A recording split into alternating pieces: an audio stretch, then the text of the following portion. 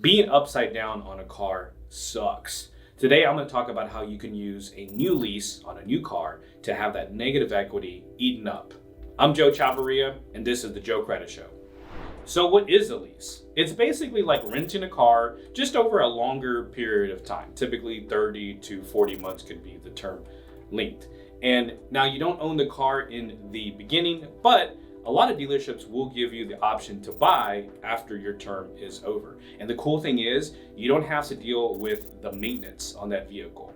Maybe oil changes, but anything major goes wrong with the car, engine problems, transmission problems, the dealership is going to take care of that because they own the vehicle, not you. So if you don't own in the very beginning, what are some incentives for leasing? Let's talk about that. So leasing a vehicle is a good idea if you have a ton of negative equity on your current auto loan. Now remember, when you buy a car, it doesn't appreciate in value, it actually depreciates in value the moment you drive off the lot. So why would you roll your negative equity on your current loan into another depreciating vehicle and make the problem worse? This is where leasing can come in, because oftentimes a dealership will structure the deal to where by the time your lease is over, you don't have negative equity. You can walk away from the deal and be basically debt-free or have the option to buy the vehicle like I mentioned before. And again, with leasing, another cool thing is if you're a person that doesn't like to really commit to a vehicle for a long time, or you're always wanting to get the newest vehicle every 3 to 5 years, technology is always improving, vehicles are always changing, right? And you want the newest vehicle, then leasing will give you that ability to not be stuck to a longer term loan like 60 to 72 months on typically that's how most auto loans work. But how do you lease if your credit is bad, or does that even matter? Generally, you need a 680 score to lease.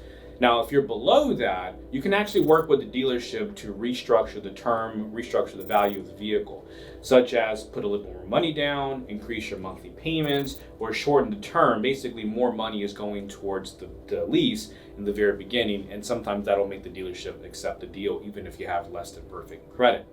You can even have a co-signer on the deal, or contact a credit union in your area because they typically have good deals for leases as well.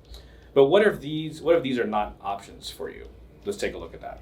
Basically, what you have to do is really work on your personal credit. I would recommend starting off by pulling your report from annualcreditreport.com. You can get that for free per bureau once per week. Highlight your errors that you see on the report, names, addresses, balances, collections, things that are outside the norm that you're going to want to dispute. And look for ways to build new credit, right? If you have no open credit right now, get yourself a secured credit card. That can boost your score 30, 50, sometimes 70 points. Or if you have open credit and you have some balances to work on, get those paid down, generally right around 1 to 7% of the total limit before the statement closes. That'll also help raise your score. So work on your credit a little bit. If you have no other options and you really want to lease, got to work on that credit, get the score above 680. So in summary, leasing a vehicle can really help you get that negative equity off your plates, and you're not committed to a vehicle for 60, 72, even 84 months with a long-term loan like that.